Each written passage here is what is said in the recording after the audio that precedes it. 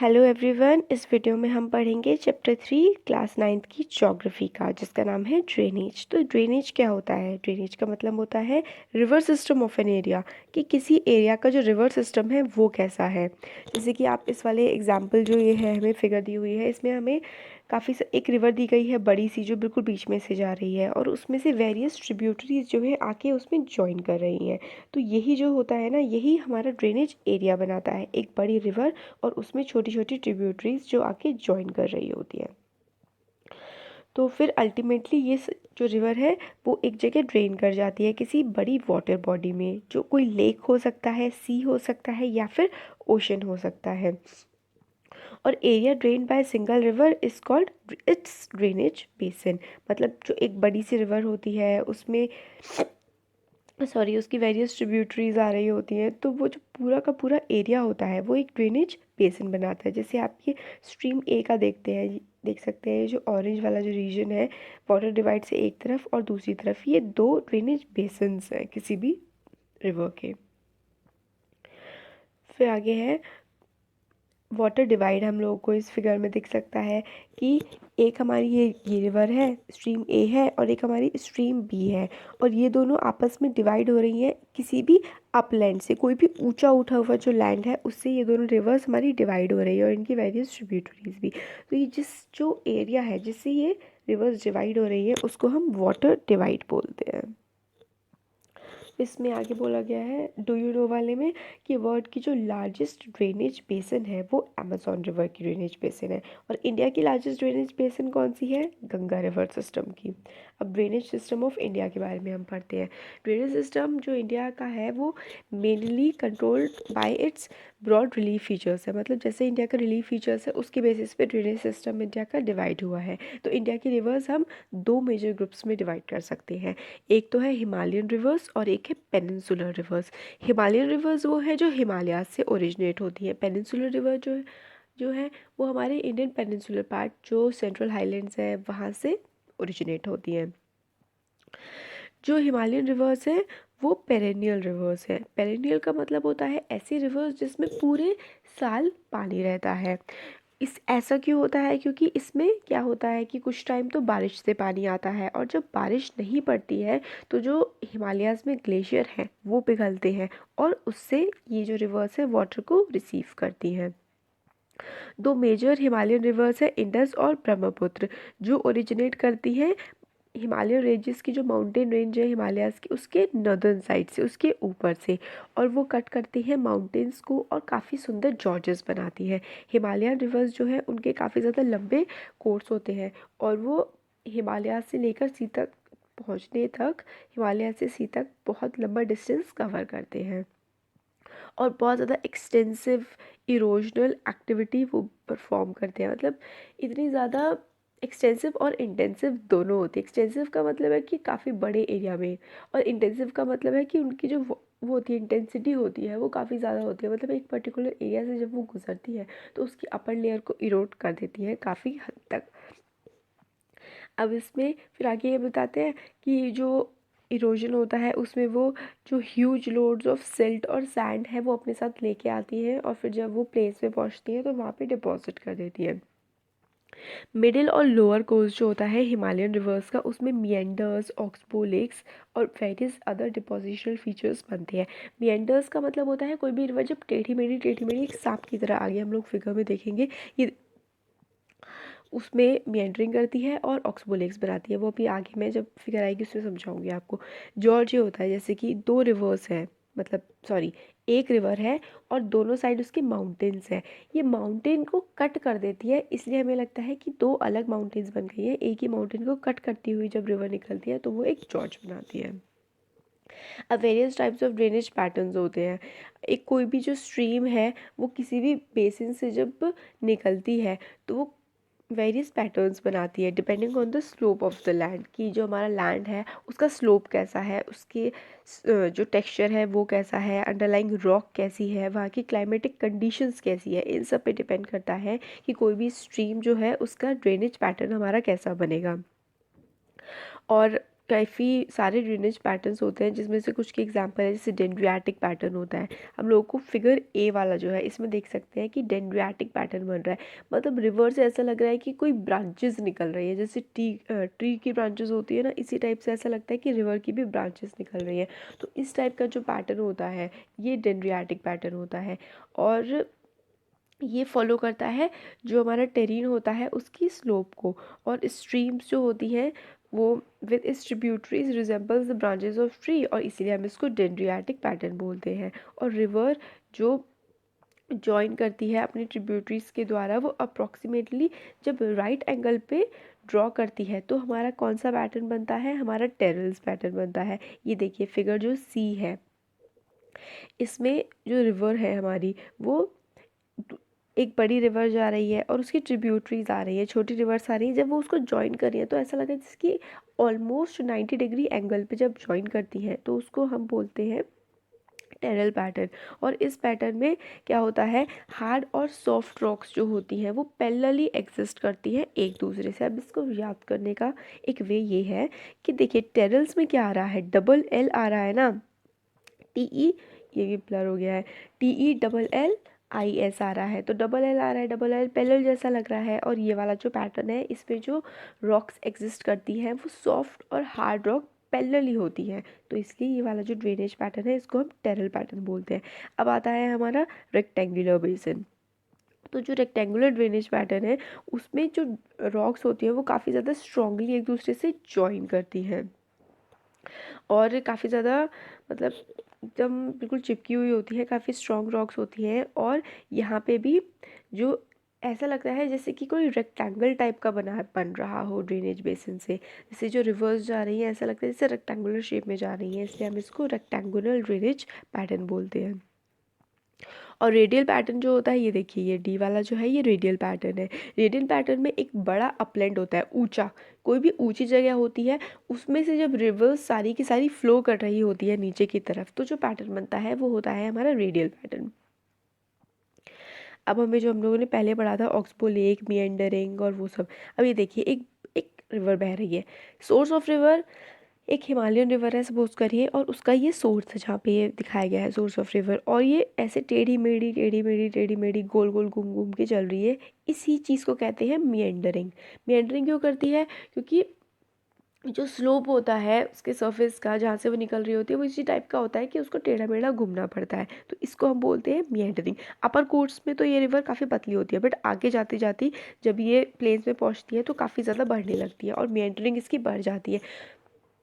और मिएंडरिंग करते करते जब बहुत ज़्यादा मतलब हज़ारों सालों से, मतलब कई सालों से जब मिएंडरिंग कर रही है तो अपने साथ जो सिल्ट और क्ले लेके आती है वो साइड्स में डिपॉजिट करने लगती है। देखिए ये इसमें दिखाया गया है वाइट वाइट और स्किनी टाइप का जो है कि यहाँ पे सिल्ट और सैंड को डिपॉजिट कर रही है। और फिर एक टाइम ऐसा आता है कि जब होता रहता है सिल्ट और सैंड इतना ज़्यादा बढ़ जाता है कि ये वाटर का जो पोर्शन है ना ये रिवर से अलग ही कट जाता है और ऑक्सबो लेक बनते हैं। फिर लोअर कोर्स में आते आते क्या होता है, जब डेल्टा के पास पहुंचने वाली होती है तो जो रिवर है वो छोटी छोटी और रिवर्स में डिवाइड हो जाती है, उसको हम डिस्ट्रीब्यूटरी बोलते हैं और फिर एक डेल्टा बनता है। अब इसमें हमें बताते हैं कि number of peninsular rivers are seasonal. अब हमारी बात आ गई है पेनिनसुलर रिवर की, हमारी हिमालयन रिवर्स जो है उसकी बात हो गई। अब पेनिनसुलर रिवर के बारे में थोड़ा सा बताते हैं हमें कि जो पेनिनसुलर रिवर्स हैं वो काफ़ी सीजनल होती हैं, मतलब जब रेनी सीज़न आता है तभी वो आती है, उनकी जो वॉल्यूम होती है तब वो ज़्यादा बढ़ जाती है। काफ़ी ज़्यादा शैलो होती है, मतलब गहरी नहीं होती है, क्योंकि सिर्फ रेनफॉल के पानी पे वो मेनली डिपेंड करती हैं। और ये जो है काफ़ी ज़्यादा सूख जाती हैं जब सूखा सीज़न होता है, बारिश नहीं पड़ती है। और ये जो पेनिनसुलर रिवर छोटी भी होती है, काफ़ी ज़्यादा लंबा इनका जो लेंथ होती है वो नहीं होती है, मगर कुछ जो है ये है सेंट्रल हाईलैंड से ओरिजिनेट करती हैं कुछ रिवर्स और वेस्ट की तरफ फ्लो करती हैं, और कुछ जो है अरेबियन सी में गिरती हैं और कुछ पेनिनसुलर रिवर्स गिरती हैं बे ऑफ बंगाल में। कुछ वेस्टर्न घाट से जो ओरिजिनेट करती हैं, कुछ ईस्टर्न घाट से ओरिजिनेट करती हैं, और इसी तरीके से वो ईस्टर्न घाट में जो ओरिजिनेट करती हैं वो गिरती हैं हमारे बे ऑफ बंगाल में। और जो वेस्टर्न घाट से ओरिजिनेट करती हैं वो कुछ तो अरेबियन सी में जाती हैं और कुछ लंबा कोर्स ट्रेवल करने के बाद बे ऑफ बंगाल में गिरती हैं। अब हिमालयन रिवर्स के बारे में थोड़ा डिटेल में पढ़ते हैं। मेजर हिमालयन रिवर्स जो है वो इंडस, गंगा और ब्रह्मपुत्र हैं। ये रिवर्स जो है वो काफ़ी ज़्यादा लंबी होती हैं और इनको जॉइन करती हैं काफ़ी सारी दूसरी ट्रिब्यूटरीज़। और जब रिवर और ट्रिब्यूटरीज़ मिलती हैं तो उस पूरे सिस्टम को हम रिवर का सिस्टम कहते हैं। मतलब एक लंबी रिवर हो गई और उसमें उसकी वेरियस ट्रिब्यूटरीज़ हो गई, तो वो पूरा मिलके रिवर सिस्टम बनाता है। इंडस रिवर सिस्टम को देखते हैं हम। जो रिवर इंडस है वो तिब्बत में राइज करती है मानसरोवर लेक के पास और वेस्ट की तरफ फ्लो करती है और इंडिया में एंटर करती है ये लद्दाख डिस्ट्रिक्ट, जम्मू एंड कश्मीर में आकर के एंटर करती है लद्दाख डिस्ट्रिक्ट में। और ये पिक्चर्स क्यों जॉर्ज बनाती है इस जगह, मतलब बहुत ही सुंदर सा जॉर्ज बनाती है। जॉर्ज हमने पहले देख लिया था क्या होता है। और कुछ सेवरल इसकी ट्रिब्यूटरीज हैं जैसे जास्कर, नुब्रा, श्योक और हुंजा, जो कश्मीर रीजन में इसको इंडस रिवर को ज्वाइन करती है। इंडस रिवर बाल्टिस्तान और गिलगित रीजन से फ्लो करते हुए एमर्ज करती है माउंटेन्स से अटोक रीजन में। सतलुज, ब्याज और रावी, चेनाब, झेलम ये ज्वाइन करती हैं इंडस रिवर को मिठानकोट पाकिस्तान में। ये सब आपको लर्न ही करना पड़ेगा। जैसे कि जो इंडस की मेन ट्रिब्यूटरीज है उनका नाम क्या है, इंडस, झेलम। जैसे इंडस की जो ट्रिब्यूटरीज है, इंडस तो इनकी मेन रिवर है, उनकी ट्रिब्यूटरीज है सतलुज, ब्याज, रावी, चेनाब और झेलम। और जो जम्मू कश्मीर पार्ट में पड़ती हैं जास्कर, नुब्रा, श्योक, हुंजा, इस तरह से आपको ये लर्न करना पड़ेगा। और कहाँ पे जाके जो इंडस की वेरियस ट्रिब्यूटरीज है, ये जो झेलम, चेनाब, रावी, ब्यास, सतलुज मिलती है, ये मिलती है मिठानकोट पाकिस्तान में। और इसके बाद जो इंडस रिवर है वो फ्लो करती है साउथवर्ड्स और पहुंच जाती है अरेबियन सी में ईस्ट ऑफ कराची। और इंडस का जो प्लेन है वो काफ़ी ज़्यादा मतलब बड़ा है, जिस काफ़ी ज़्यादा एरिया को ये ड्रेन करती है। और इसकी जो टोटल लेंथ है वो है 2900 किलोमीटर और ये one of the longest river है एशिया की। अब हमें देखिए पूरा बता रखा है कि इंडस रिवर जो है यहाँ से देखिए तिब्बत से ओरिजिनेट हो रही है ये और फिर आगे बढ़ रही है। फिर इसमें ये झेलम, चेनाब, रावी, ब्यास, सतलुज मिल रहे हैं आके। और फिर देखिए गंगा रिवर जो है उत्तराखंड गंगोत्री ग्लेशियर से ओरिजिनेट करती है और इसके पैरेलली ही इसके राइट साइड में यमुना रिवर ओरिजिनेट कर रही है यमुनोत्री ग्लेशियर से। और रिवर गंगा में काफ़ी सारी ट्रिब्यूटरीज देखिए आके मिल रही हैं नेपाल से, गागर, गंडक, कोसी। और नीचे से देखिए सोन मिल रही है, फिर चंबल रिवर मिल रही है, बेतवा मिल रही है। काफ़ी सारी रिवर जो है गंगा रिवर में आके मिलती हैं। अब हम एक बार उसको भी देख लेते हैं। ब्रह्मपुत्र को तिब्बत में सांगपो कहते हैं। और जब ये इंडिया में एंटर करती है बिल्कुल एक काफ़ी ज़्यादा यू शेप का टर्न लेती है। ये देखिए सांगपो रिवर ने कैसा टर्न लिया है इंडिया में एंटर करने के लिए। और जब इंडिया में एंटर करती है तो इसको दिहांग रिवर बोलते हैं। और फिर लोहित इसमें ज्वाइन करती है तो ये ब्रह्मपुत्र रिवर बनती है। और ये ट्रैवल करते करते बांग्लादेश में जाती है और गंगा और ब्रह्मपुत्र मिलते हैं और बनाते हैं एक वर्ल्ड का लार्जेस्ट डेल्टा। और फिर उसके बाद ये लोग ड्रेन कर जाते हैं बे ऑफ बंगाल में। इसका नाम है सुंदरबन डेल्टा और ये वर्ल्ड का लार्जेस्ट डेल्टा है। अब हम ये little over third of Indus basin is located in India, मतलब लगभग 1/3 जो बेसिन है वो इंडस रिवर की इंडिया में लोकेटेड है। और मेनली वो पड़ती है जम्मू कश्मीर में, हिमाचल प्रदेश और पंजाब में। और बाकी पूरा का जो इसका एरिया पड़ता है रिवर का वो पाकिस्तान में पड़ता है। अब डू यू नो वाला पोर्शन देखते हैं, काफ़ी इंपॉर्टेंट होता है कि इंडस वाटर ट्रीटी साइन हुई थी 1960 में बिटवीन इंडिया एंड पाकिस्तान। और इस ट्रीटी के अकॉर्डिंग 20% ऑफ टोटल वाटर जो इंडस रिवर और उसकी वेरियस ट्रिब्यूटरीज लेके आती है, इंडस रिवर पूरा सिस्टम जो है उसमें से सिर्फ 20% जो है वो इंडिया यूज़ कर सकती है इरीगेशन के लिए और बाकी अदर पर्पसेस के लिए, जो कि पंजाब, हरियाणा और southern western part of Rajasthan में यूज़ किया जा सकता है। और ये जो ट्रीटी है वो ब्रोकर की थी वर्ल्ड बैंक ने। अब गंगा रिवर सिस्टम के को देखते हैं हम कि हेड वाटर्स जो हैं गंगा के वो उसको हम बोलते हैं भागीरथी, जो हमें मिलते हैं गंगोत्री ग्लेशियर से। और फिर अलकनंदा भागीरथी को ज्वाइन करती है देवप्रयाग में उत्तराखंड में ही, और वहाँ पर हम इसको गंगा बोलते हैं।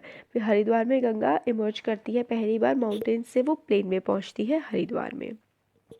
और कॉन्फ्लुएंस मतलब भागीरथी और अलकनंदा मिलते हैं देवप्रयाग में, और यहाँ से देवप्रयाग से हम इस रिवर को गंगा बोलते हैं।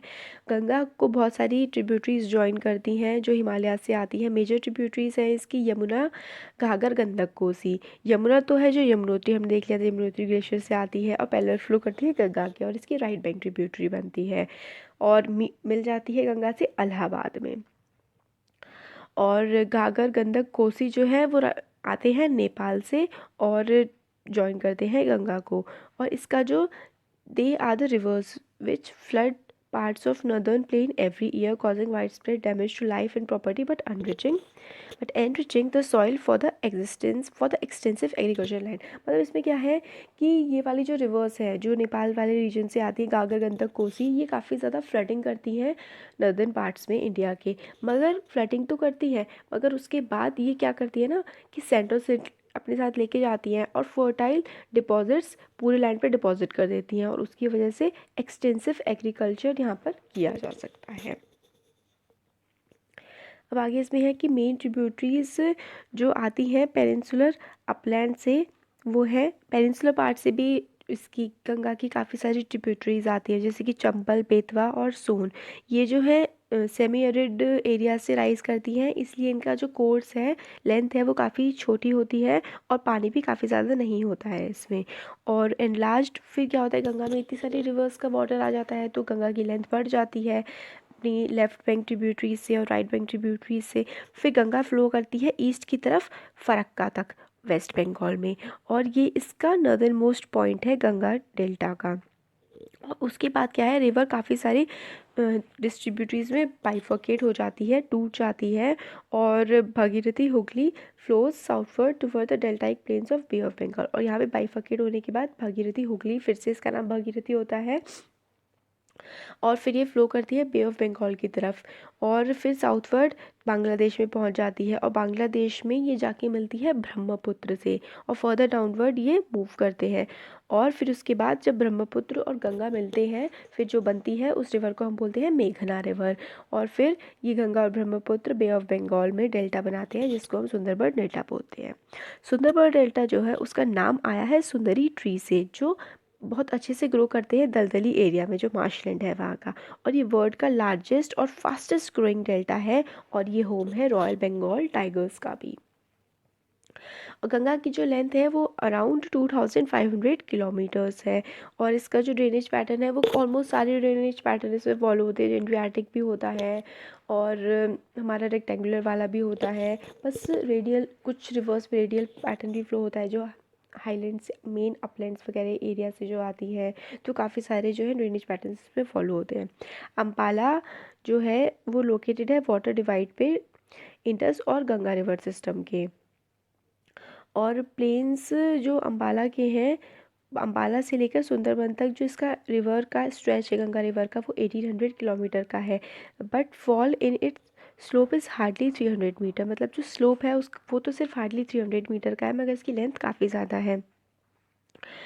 ये इसमें बताया गया है कि फिर आगे जो है रिवर मिएंडर्स डेवलप करती है। अभी जो ब्रह्मपुत्र सिस्टम और पेनिनसुलर रिवर सिस्टम्स के बारे में, तो ब्रह्मपुत्र रिवर जो है वो ओरिजिनेट करती है तिब्बत में ईस्ट ऑफ मानसरोवर लेक, और जो इंडस और सतलुज का जो ओरिजिन सोर्स है वो काफ़ी ज़्यादा पास है ब्रह्मपुत्र रिवर के। ये थोड़ी सी लंबी है इंडस रिवर से, और इसका जो कोर्स है वो मोस्टली इंडिया के बाहर ही लाई करता है, और ये फ्लो करती है ईस्टवर्ड पैरेलल टू हिमालयाज़। और जब ये नामचा भरवा में पहुंचती है तो एक यू टर्न लेती है और अरुणाचल प्रदेश में एंटर करती है थ्रू अ जॉर्ज, और वहाँ पर इसको दिहांग बोलते हैं। फिर ये दिबांग और लोहित से ज्वाइन करती है और बाकी अदर ट्रिब्यूटरी से भी ज्वाइन करती है टू फॉर्म ब्रह्मपुत्र इन असम।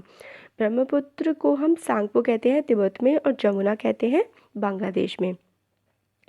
तिब्बत में जो ये वाटर काफ़ी कम कैरी करती है, मगर और लेस जो है सिल्ट भी अपने साथ लेके आती है, क्योंकि यार ये तिब्बत वाला जो रीजन है वो कोल्ड और ड्राई एरिया है, मगर जब ये इंडिया से पास करती है तो काफ़ी ज़्यादा हाई रेनफॉल रीजन है वो अरुणाचल प्रदेश असम वाला, तो यहाँ पर इसमें काफ़ी ज़्यादा वॉल्यूम हो जाता है रिवर में वाटर का, और ये काफ़ी ज़्यादा सिल्ट भी फिर लेके चलती है अपने साथ। और ब्रह्मपुत्र जो है वो ब्रेडेड चैनल्स भी बनाती है अपनी पूरी लेंथ में आसाम वाले जो एरिया में, और इसकी वजह से ब्रेडेड चैनल की वजह से जो है यहाँ पर रिवराइन आइलैंड्स बनते हैं। और वर्ल्ड का जो सबसे बड़ा रिवराइन आइलैंड है मजूरी आइलैंड, वो भी इसी रिवर पे सिचुएटेड है। और every year during rainy season जो है रिवर की जो बैंक हैं वो ओवरफ्लो हो जाते हैं, और इसकी वजह से वाइड स्प्रेड डिवास्टेशन भी होता है, फ्लड्स आते हैं। और ये जो है दूसरी जो इंडियन रिवर्स हैं उसके बजाय जो ब्रह्मपुत्र है वो ह्यूज डिपॉजिट्स जो सैंड और सिल्ट का काफ़ी ज़्यादा डिपॉजिट करती है अपने बैंक पे, जिसकी वजह से जो है बैंक को काफ़ी ज़्यादा ऊपर उठ जाता है। और ब्रह्मपुत्र इसीलिए जो अपना चैनल है, मतलब अपना जो पोजीशन है ना, वो काफ़ी ज़्यादा चेंज करती रहती है, क्योंकि सिल्ट का डिपॉजिट काफ़ी ज़्यादा करती है अपने किनारों पे। अब हम देखते हैं पेनिनसुलर रिवर्स के बारे में। जो मेन वाटर डिवाइड है पेनिनसुलर इंडिया का वो है वेस्टर्न घाट्स, जो रन करता है नॉर्थ से साउथ में वेस्टर्न कोस्ट के। और मोस्ट ऑफ मेजर रिवर्स जो हैं पेनिनसुला की वो है महानदी, गोदावरी, कृष्णा, कावेरी। वो ईस्टवर्ड फ्लो करती हैं और ड्रेन करती हैं बे ऑफ बंगाल में। और रिवर्स जो है वो डेल्टा बनाती हैं अपने माउथ पर जा कर के। और बाकी न्यूमरस काफ़ी ज़्यादा बहुत सारी स्मॉल जो वाटर बॉडीज़ हैं, रिवर्स हैं, वो भी फ्लो करती हैं वेस्टर्न घाट्स में। नर्मदा, तापी सिर्फ दो बड़ी ऐसी नदियां हैं जो फ्लो करती हैं वेस्टर्न साइड में और एस्चुरीज़ बनाती हैं। नर्मदा और तापी डेल्टा नहीं बनाती, एस्चुरीज़ बनाती हैं। इसका रीज़न ये है कि वो इतने काफ़ी ज़्यादा हार्ड टेरेन से फ़्लो करती हैं। उनकी टेरेन इतनी ज़्यादा हार्ड है कि उसका वो इरोजन कर ही नहीं पाती हैं, तो उनके पास सैंड सिल्ट वगैरह कुछ नहीं बचता है। और वो डेल्टा इसीलिए डिपोजिशन के लिए कुछ नहीं होता। डेल्टा कब बनता है? जब जो सिल्ट वगैरह है वो डिपॉजिट होती है जा कर के डेल्टा में। मगर ये सब तो होता नहीं है इनके पास, नर्मदा तापी के पास, क्योंकि हार्ड टेरेन से फ़्लो करती है, इसलिए ये एस्चुरीज़ बनाती है। नर्मदा बेसिन के बारे में हम पहले पढ़ते हैं। नर्मदा बेसिन राइज करती है अमरकंटक हिल्स में मध्य प्रदेश में, और फ्लो करती है वेस्टवर्ड, और रिफ्ट वैली बनाती है फॉल्टिंग करके। रिफ्ट वैली कौन कौन सी रिवर्स बनाती है, बहुत इंपॉर्टेंट है। नर्मदा और तापी रिफ्ट वैलीज बनाती हैं। और काफ़ी ज़्यादा पिक्चर्स की लोकेशन होती है, काफ़ी सुंदर लगता है। मार्बल रॉक्स यहाँ पे पाई जाती हैं। जबलपुर के पास जो है नर्मदा फ्लो करती है डीप जॉर्जेस से, और धुआंधार फॉल्स बनाती है। धुआंधार फॉल्स पड़ता है यहाँ पर। और river plunges over steep rocks are some of the notable ones, मतलब हाँ कि धुआंधार फॉल्स बनाती है और पिक्चर्स की जॉर्ज बनाती है नर्मदा रिवर जबलपुर के पास। और इसकी जो ट्रिब्यूटरीज है नर्मदा की वो काफ़ी ज़्यादा शॉर्ट है और मेन रिवर में जॉइन कर जाती हैं राइट एंगल पे। जो नर्मदा बेसिन कवर करती है मध्य प्रदेश और गुजरात वाले रीजन को। तापी रिवर, तापी जो है वो राइज करती है सतपुरा रेंजेस से, बैतूल डिस्ट्रिक्ट मध्य प्रदेश। और ये फ्लो करती है रिफ्ट वैली में नर्मदा की ही तरह, मगर नर्मदा से इसकी जो लेंथ है वो काफ़ी छोटी है। और इसका जो ड्रेनेज बेसिन है वो स्टेट्स में मध्य प्रदेश, गुजरात और महाराष्ट्र में। और coastal planes between western Ghats और अरेबियन सी काफ़ी ज़्यादा नैरो है। हेंस जो ये कोस्टल रिवर्स हैं इसलिए ये काफ़ी ज़्यादा शॉर्ट होती हैं। और मेन वेस्ट फ्लोइंग रिवर्स हैं जो वेस्ट की तरफ फ्लो करती हैं, साबरमती, माही, भारतपुजा, पेरियार। ये काफ़ी ज़्यादा इंपॉर्टेंट है, क्योंकि पूछ लिया जाता है कि वेस्ट फ्लोइंग रिवर, क्योंकि ज़्यादातर रिवर्स ईस्ट फ्लोइंग है। ज़्यादातर रिवर्स जो है वो बे ऑफ बंगाल में जाके ड्रेन करती हैं। अरेबियन सी में काफ़ी कम रिवर्स ड्रेन करती हैं, इसलिए इंपॉर्टेंट हो जाता है कि वेस्ट फ्लोइंग रिवर्स कौन कौन सी हैं। तो हमारी साबरमती, माही, भारतपुजा, पेरियर ये वेस्ट फ्लोइंग रिवर्स है और ड्रेन करती हैं अरेबियन सी में जा कर के। और नर्मदा और तापी भी वेस्ट फ्लोइंग रिवर्स है। अब गोदावरी बेसिन जो है वो लार्जेस्ट पेनिनसुलर रिवर है, जो गोदावरी है हमारी। और रिवर जो राइज करती है वो वेस्टर्न घाट से राइज करती है, नासिक डिस्ट्रिक्ट महाराष्ट्र में से। और इसकी लेंथ 1500 किलोमीटर है और ड्रेन करती है ये बे ऑफ बंगाल में। इसकी ड्रेनेज बेसिन जो है लॉन्गेस्ट है, लार्जेस्ट है पेनिनसुलर रिवर्स में। और इसकी जो बेसिन एरिया है वो कवर कौन कौन सी स्टेट्स को करता है? जो महाराष्ट्र में है 50% लाई करती है, ये मध्य प्रदेश में भी जाती है, उड़ीसा, आंध्र प्रदेश में भी जाती है। गोदावरी ज्वाइन की जाती है नंबर ऑफ ट्रिब्यूटरीज के द्वारा, जिनका नाम है, जो इम्पोर्टेंट वंस हैं उनके नाम है पूर्णा, वर्धा, प्रणहिता, मंजीरा, वैनगंगा और पेनगंगा। और लास्ट थ्री जो ट्रिब्यूटरीज काफ़ी बड़ी हैं, मांजरा, वेनगंगा, पेनगंगा। और इसकी लेंथ की वजह से काफ़ी लंबी है ये, इसलिए इसको दक्षिण गंगा भी कहते हैं। किसको? गोदावरी बेसिन को। अब महानदी बेसिन के बारे में पढ़ते हैं। ये राइज करती है छत्तीसगढ़ में और फ्लो करती है उड़ीसा में और बे ऑफ बंगाल में जाके ड्रेन करती है। इसकी लेंथ 860 किलोमीटर है और इसका जो ड्रेनेज बेसिन है वो पड़ता है महाराष्ट्र, छत्तीसगढ़, झारखंड और उड़ीसा में। अब जो कृष्णा बेसिन है उसके बारे में देखते हैं। जो कृष्णा रिवर है वो एक राइज करती है एक स्प्रिंग के पास महाबलेश्वर में। कृष्णा फ्लो करती है अबाउट 1400 किलोमीटर और रीच कर जाती है बे ऑफ बंगाल में। तुंगाभद्रा, कोयना, घटप्रभा, मूसी, भीमा ये इसकी इम्पोर्टेंट ट्रिब्यूटरीज हैं। और इसका जो ड्रेनेज बेसिन है वो शेयर किया जाता है महाराष्ट्र, कर्नाटक और आंध्र प्रदेश के द्वारा। और अब हम देखते हैं कावेरी बेसिन। कावेरी जो राइज करती है वो ब्रह्मगिरी रेंज में राइज करती है, ब्रह्मगिरी वेस्टर्न घाट्स में और बे ऑफ बंगाल में जाके ड्रेन करती है इन साउथ ऑफ कुड्डलोर, तमिलनाडु में। और इसकी जो टोटल लेंथ है वो 760 किलोमीटर है और मेन ट्रिब्यूटरीज है अमरावती, भवानी, हेमवती, कबिनी और ये ड्रेन करती है पार्ट्स ऑफ कर्नाटक, केरल और तमिलनाडु। मैं जल्दी ये वीडियो बनाऊंगी एक कि जो ये रिवर्स है इनकी लेफ्ट बैंक और राइट बैंक ट्रिब्यूटरीज कौन कौन सी होती है, वो ज़्यादा इंपॉर्टेंट है। ये काफ़ी ज़्यादा पूछा जाता है, ट्रिब्यूटरीज भी पूछी जाती है किस रिवर की कौन सी ट्रिब्यूटरी, और लेफ्ट बैंक और राइट बैंक भी पूछी जाती है, तो वो वीडियो भी मैं जल्दी बनाऊंगी। अब डू यू नो में देखते हैं कि जो कावेरी रिवर है वो बनाती है सेकंड बिगेस्ट वाटरफॉल इंडिया का, जिसको हम बोलते हैं शिव समुद्रम, जिसमें से हाइड्रो इलेक्ट्रिक पावर भी जनरेट की जाती है इस फॉल से, जो सप्लाई की जाती है मैसूर, बेंगलोर और कोलार गोल्डफील्ड्स को। Biggest waterfall rock falls. Name these major rivers. अच्छा, बिसाइड दीज मेजर रिवर्स जो है वो कुछ स्मॉलर रिवर्स भी हैं जो फ्लो करती हैं ईस्टवर्ड, जैसे कि दामोदर, ब्राह्मणी, बैतरणी, सुवर्णरेखा ये सारे। और जैसे लूनी है वो राजस्थान की इम्पॉर्टेंट रिवर है। फिर डू यू नो में आता है कि 70% जो है वर्ल्ड का सरफेस वो वाटर से कवर है, बट जो 97% है वो सॉल्ट वाटर ही है इसमें से, और 3% ही ऐसा वाटर है जो अवेलेबल है एज फ्रेश वाटर, और 3/4 इसका भी आइस में ट्रैप्ड है। अब लेक्स को देखते हैं। तो हमारे देश में काफ़ी सारे अच्छे अच्छे सुंदर सुंदर लेक्स मिलते हैं। कश्मीर में जो है वो वर्ल्ड फेमस डल लेक मिलता है और यहाँ पे बोट हाउसेस भी होते हैं और जो काफ़ी ज़्यादा टूरिस्ट को अट्रैक्ट करते हैं। और काफ़ी सारे टूरिस्ट स्पॉट्स जो होते हैं वो लेक्स के पास सिचुएटेड होते हैं। बोटिंग, स्विमिंग और दूसरे वाटर गेम्स भी लेक्स में खेले जाते हैं। और जैसे श्रीनगर हो गया, नैनीताल हो गया, ये टूरिस्ट प्लेस मेनली बने ही लेक्स की वजह से हैं। और फिर आगे हमें बताया जाता है इसमें कि वर्ल्ड के इंपॉर्टेंट लेक्स हैं कैस्पियन सी, डेड सी और एरल सीज।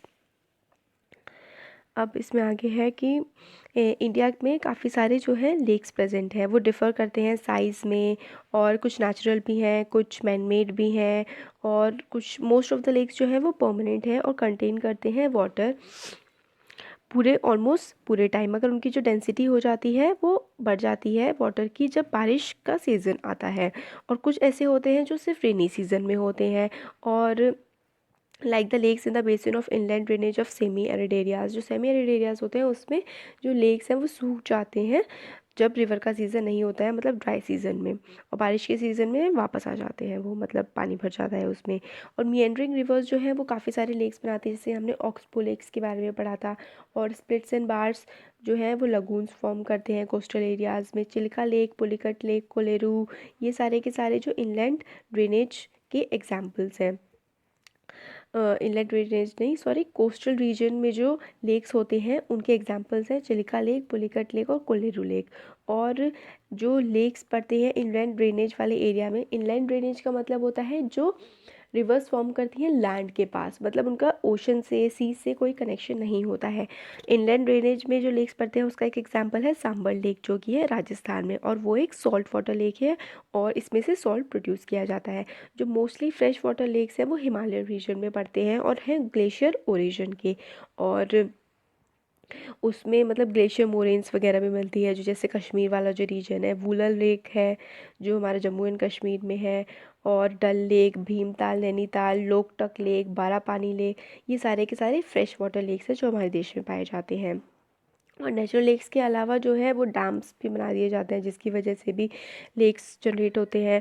और इन लेक से और रिवर से जो है हाइडल पावर भी हमारी जनरेट होती है, जैसे कि गुरु गोविंद सागर जो है, बाकरा नंगल प्रोजेक्ट है, जिससे हम हाइड्रो पावर जनरेट करते हैं। अभी लोकटक लेक दिखाया गया है जो मणिपुर में है। अब इसमें जो लेक काफ़ी ज़्यादा इंपॉर्टेंट वैल्यू रखते हैं ह्यूमन बींग्स के लिए, और वो रेगुलर फ्लो ऑफ रिवर से उसको रीजनरेट किया जाता है। हैवी रेनफॉल आती है तो वो फ्लडिंग से प्रिवेंट करते हैं, अपने अंदर वाटर को जमा लेते हैं। ड्राई सीजन में लोगों को पानी मिल जाता है उनकी वजह से, पीने के लिए और बाकी दूसरी एक्टिविटीज़ के लिए, और मेंटेन करते हैं फ्लो ऑफ वाटर को एनवायरनमेंट में। और हाइडल पावर भी डेवलप की जा सकती है। क्लाइमेट जो है सराउंडिंग का उसको मॉडरेट रखते हैं। जहाँ पर लेक होते हैं वहाँ पे जो मतलब आसपास वाला एरिया है वो काफ़ी ज़्यादा ठंडा होता है, और टूरिज़्म को भी प्रमोट करते हैं, ब्यूटी को एनहेंस करते हैं इसलिए, और रिक्रिएशनल एक्टिविटीज़ होती हैं। अब role of rivers in the economy, बहुत ज़्यादा इंपॉर्टेंट रोल है रिवर्स का इकोनॉमी में, क्योंकि फ्रेश वाटर का काफ़ी इंपॉर्टेंट सोर्स है ये। और काफ़ी सारी ह्यूमन एक्टिविटीज़ जैसे कि फ़िशिंग होती है बड़ी रिवर्स में, टूरिज़्म एक्टिविटीज़ होती हैं, टूरिस्ट बहुत ज़्यादा आते हैं जहाँ जो इंपॉर्टेंट रिवर्स होती हैं वहाँ पर। Irrigation, navigation, hydro power generation इसके लिए काफ़ी ज़्यादा इंपॉर्टेंट है, और काफ़ी बड़ी पॉपुलेशन को ये सपोर्ट करती हैं। अब रिवर का पोल्यूशन है काफ़ी ज़्यादा बड़ा इशू बन गया है, जैसे कि डोमेस्टिक वेस्ट इनमें बहा दिया जाता है, म्यूनिसिपल, इंडस्ट्रियल, एग्रीकल्चरल वेस्ट, जिसकी वजह से वाटर की क्वालिटी काफ़ी ज़्यादा ख़राब होती जा रही है। अनट्रीटेड वेस्ट इसमें डाला जाता है। फिर क्या है, एक नेशनल रिवर कंजर्वेशन प्लान हम लाया गया था, जो जिसको हम गंगा एक्शन प्लान कहते हैं, जो 1985 में गंगा एक्शन प्लान स्टार्ट हुआ था, और जिसको क्लोज डिक्लेयर कर दिया था 31 मार्च 2000 को। और स्टीयरिंग कमेटी जो है national river water conservation authority, फिर दोबारा से रिव्यू किया गंगा एक्शन प्लान को, और फिर इसमें करेक्शन किए गए फ़ेज़ 1 से। फिर उसके बाद फिर गंगा एक्शन प्लान फ़ेज़ 2 जो है वो उसको मर्ज कर दिया गया एनआरसीपी से, नेशनल रिवर कंजर्वेशन प्लान से। और ये कवर करता है 152 टाउन्स को located alongside 27 interstate rivers in 16 states. काफ़ी ज़्यादा बड़ा प्लान है नेशनल रिवर कंजर्वेशन प्लान, और ये काफ़ी सारी रिवर्स को अपने अंडर लेता है, और उसमें पोल्यूशन फ्री एनवायरनमेंट बनाने की कोशिश करता है, जैसे कि जो सीवियर ट्रीटमेंट है और वाटर का डाइवर्जन है, इंडस्ट्रियल वाटर का ट्रीटमेंट करके ये आप डाल सकते हैं। ये सारी चीज़ें ये प्लान देखता है। और जो ये वाटर का पोल्यूशन है ये मरीन ऑर्गेनिजम्स जो है उसको काफ़ी ज़्यादा नुकसान पहुंचाता है। पॉल्यूट हो गया वाटर तो पिया भी नहीं जा सकता उसको, और फिर टूरिज़्म भी इफ़ेक्ट होता है, गंदी जगह पे नहीं टूरिस्ट आते हैं, और जो है इरिगेशन पर्पस के लिए भी नहीं यूज़ किया जा सकता है, और सॉइल पोल्यूशन भी ये क्रिएट करता है। तो जो पोल्यूशन है वो तो हार्मफुल है ही हर वे में, और इंक्रीजिंग अर्बनाइजेशन, इंडस्ट्रियलाइजेशन की वजह से जो है वाटर लेवल ख़राब हो रहा, वाटर में पोल्यूशन लेवल काफ़ी ज़्यादा बढ़ रहा है। तो यहाँ पे हमारा चैप्टर कंप्लीट हो गया। Thank you so much.